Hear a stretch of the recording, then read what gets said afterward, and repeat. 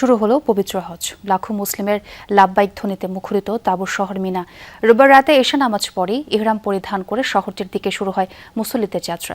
আজ 5 ওয়াক্ত নামাজ আদায়ের পাশাপাশি মিনায় রাত্রি যাপন করবেন হজ যাত্রীরা। সোমবার হজের মূল আনুষ্ঠানিকতা পালনে আরাফার ময়দানে উপস্থিত হবেন তারা। পরদিন আল্লাহর সন্তুষ্টি লাভের আশায় করবেন পশু কোরবানি। সিলন টি রপ্তানিতে শীর্ষে। لبيك اللهم لبيك لبيك لا شريك لك لبيك। বছর ঘুরে ফের তাকবীরে মুখরিত আল্লাহর ঘর বাইতুল্লাহ। মুসলিমদের সবচেয়ে বড় ধর্মীয় জমায়েত ইসলাম ধর্মের অন্যতম স্তম্ভ হজ পালনে হাজির লাখ লাখ মুসল্লি। اللهم لبيك لبيك لا شريك لك لبيك। বিশ্বের বিভিন্ন প্রান্ত থেকে পবিত্র কাবা শরীফ তাওয়াফ করতে ছুটে এসেছেন মুসল্লিরা।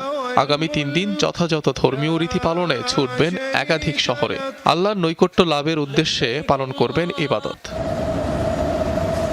রোববার রাতেই এশার নামাজ পড়ে মক্কা থেকে মিনার উদ্দেশ্যে যাত্রা শুরু করেন মুসল্লিরা। তাদের পরিবহনের জন্য এবছর 24,000 বাস প্রস্তুত রেখেছিল সৌদি কর্তৃপক্ষ।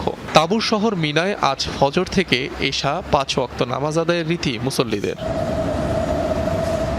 মিনায় রাত্রি যাপন শেষে মঙ্গলবার অর্থাৎ 9 জিলহজ আরাফার ময়দানের উদ্দেশ্যে রওনা দেবেন হজ যাত্রীরা। সেখানে অনুষ্ঠিত হবে হজের খুতবা। এবছর হজের খুতবা দেবেন মসজিদুল হারামের ইমাম ও খতিব শায়খ আলী আল হুতাইফি। সেখানে একসাথে জোহর আসরের নামাজ আদায় করবেন মুসল্লিরা।